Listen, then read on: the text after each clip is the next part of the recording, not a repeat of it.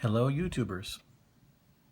I thought I would make a brief video on a knife that I think has been largely forgotten as an EDC, everyday carry. Many times people that carry knives think it has to be a liner lock or something like that. Most modern guys will carry a liner lock, something they can whip out really quick.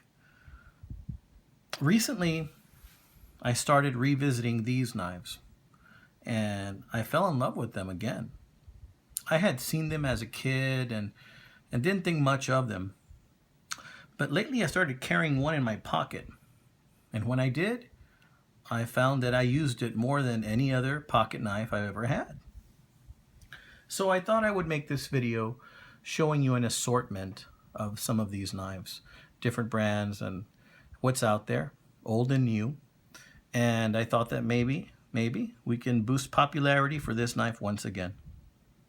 So what you have here is a modern Schrade scrimshaw. I believe the length is about 3 7/8 inches closed.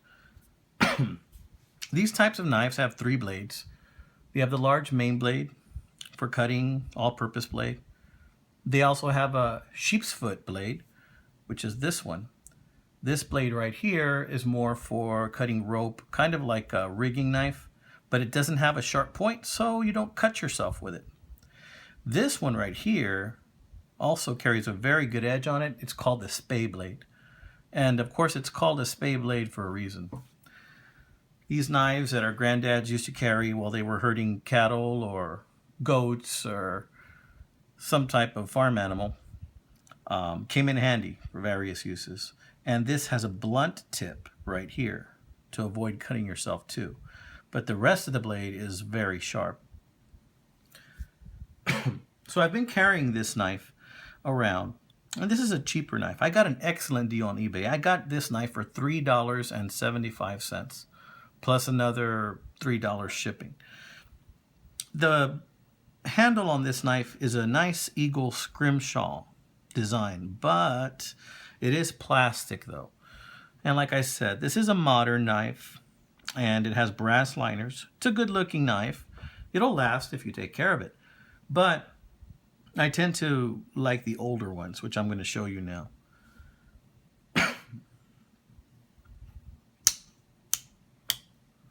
Set this down right here. Maybe over here. Now the next knife I got is a much older knife.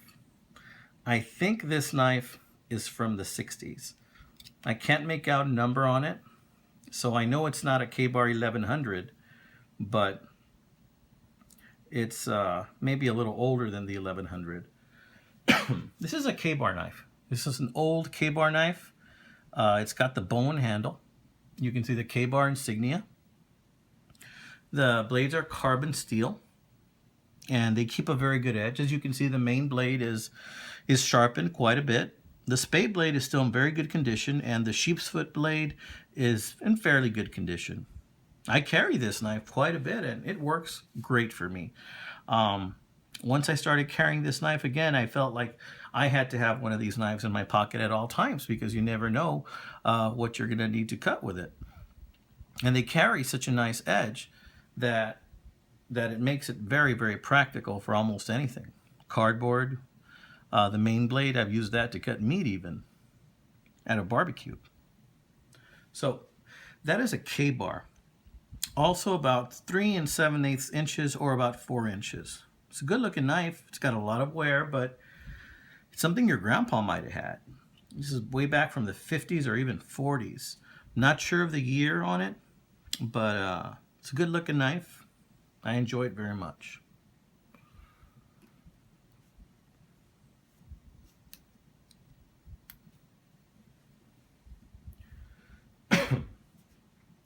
This next knife I'm going to show you is a Ranger knife.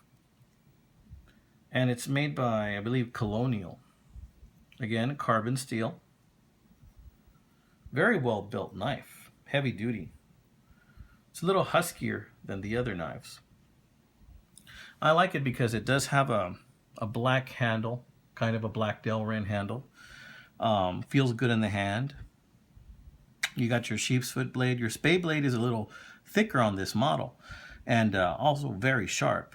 The main blade is about the same size on these models, and also very sharp. It's an attractive knife, and it's my go-to knife for a lot of things. I like to have one of these lying around at all times. Pick this one up on eBay also. And I'm really delightfully surprised that the prices on these older Stockman knives, because that's what they are, they're called the Stockman. Ironically, I do use it to cut boxes. So I don't know if that's where the name came from, but I do use it very often.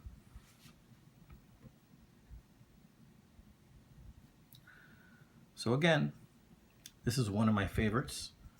This is the Ranger.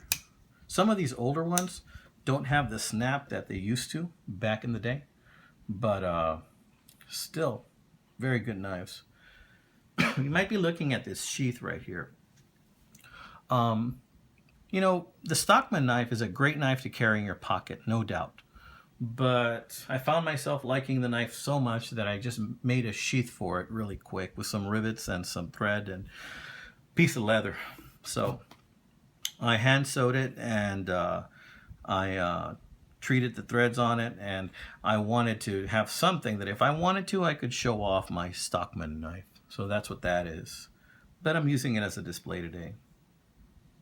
My most recent acquisition is an Oldtimer 80T. That Oldtimer 80T only cost me, again, about $3. Excellent condition. And you'll notice that the sheep's foot blade is almost brand new.